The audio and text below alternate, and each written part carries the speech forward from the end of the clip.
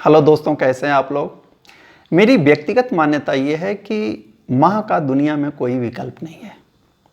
लेकिन इसके साथ साथ मैं ये भी मानता हूँ कि सबसे कठिन यदि कोई अपनी ज़िंदगी जीता है तो वे होते हैं हमारे पिताजी, हमारे बाबूजी।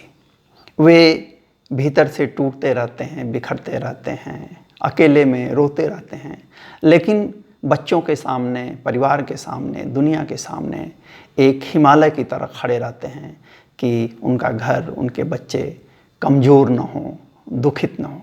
तो उनके निधन पे, अपने बाबूजी के निधन पर मैंने एक कविता लिखी थी, उसका नाम ही है बाबूजी। तो सुनिएगा, थोड़ी लंबी है लेकिन सुनिएगा।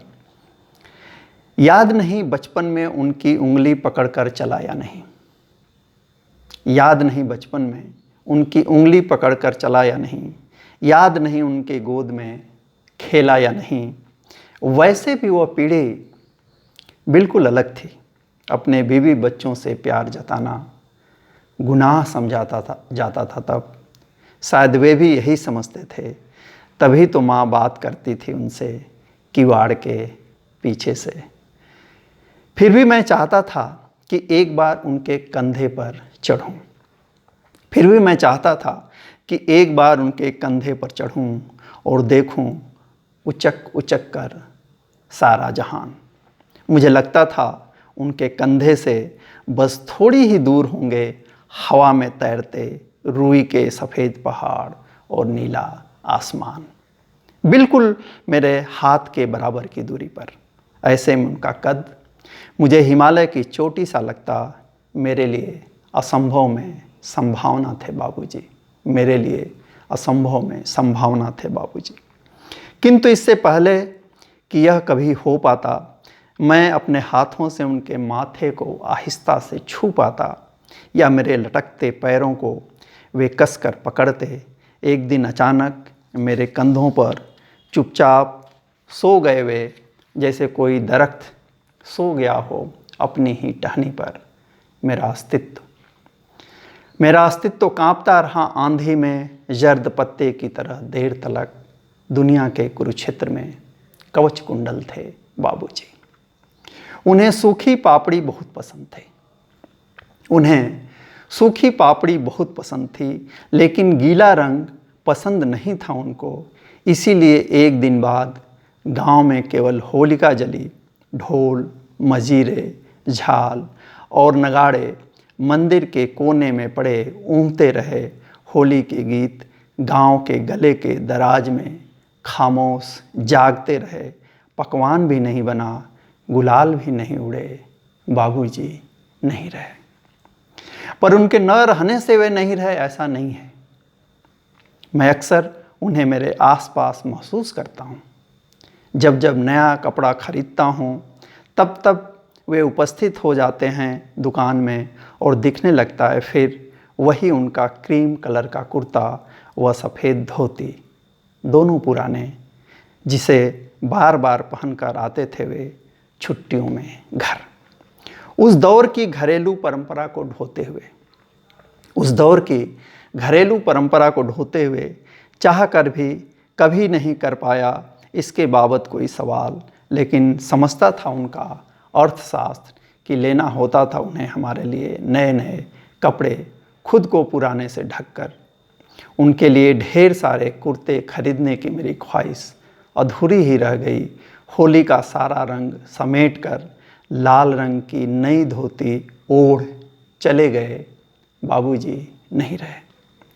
अधिकांश प्रेम प्रसंगों की तरह कुछ ख्वाब शायद टूटने के लिए ही होते हैं। जब जब मेरे सपने टूटे, जब जब मैं इम्तिहान में अंकों की गणित से हारा, तब तब वे मुझे समझाने आ जाते। कुर्सी पर बैठ पोंछने लगते मेरे आंसू और सुनाते स्वप्न में भी यही दोहा कि अजगर करे न चाकरी, पंछी करे न काम, दास मलूका कह गए सबके दाता राम। कहते कहते उनके गोल चेहरे का गेहुआ रंग गुड़हल के फूल सा चमकने लगता और मैं फिर से हरा हो जाता। पीली पड़ गई किताबों के बीच। जीवन की लड़ाई में मिले हर जख्म के मरहम थे बाबूजी। किताबों से बहुत प्रेम था उन्हें भी। उनके गांधी जी वाले झोले में एक जोड़ी कपड़े, एक बंडल बीड़ी और एक माचिस के साथ 2 किताबें ज़रूर होती। किताबें अफीम हो या ना हो, सपने ज़रूर दिखाती हैं।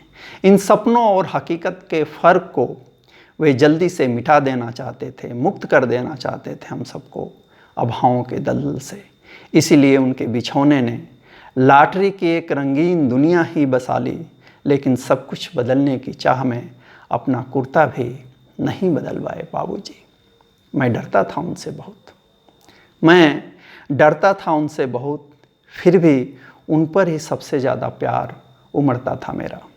एक चारपाई पर कभी नहीं बैठे हम, एक थाली में कभी नहीं खाए हम, आँखों में आँख डालकर कभी नहीं कर पाए बात, पर लगता था बरगद के विशाल पेड़ हैं बाबूजी, जिनकी परछाई में स्नेह है, संतुष्टि है, सुरक्षा की आश्वस्ति है। डांटते थे, फटकारते थे, मारते भी थे कभी कभी। फिर मुन्ना ने खाना खाया है कि नहीं चुपके से पूछते थे। माँ उनकी बारीक मूँछों पर मोटी झेंप देखकर हंस देती थी और मुस्कुराकर लौट जाते थे बाबूजी। मुन्ने कभी नहीं समझ पाते हैं पिता की उलझनें, मुन्ने कभी नहीं समझ पाते हैं पिता की उलझनें। मैं भी कहाँ समझ पाता था उनकी मार के पीछे का गुस्सा, गुस्से के भीतर का डर, डर से उपजी चिंता, चिंता से नम आँखें और आँखों में छिपा प्यार। बहुत बाद में समझ आया कि भविष्य के ट्रैक पर दौड़ते थे हम, हाँफते थे पिताजी। आज भी जब धूप उगती है तो उस बरगद की याद आती है, जब दर्द सालता है तो उस मरहम की याद आती है, जब खुशी नाचती है तो उस हंसी की याद आती है, जब तीर चुभता है तो उस कवच कुंडल की याद आती है, जब रोटी मिलती है तो उस गोल चेहरे की याद आती है। हर वक्त उनकी अनुपस्थित मुझको सालती है। सुख हो या दुख, बाबूजी की बहुत याद आती है, बाबूजी की बहुत याद आती है। Thank you.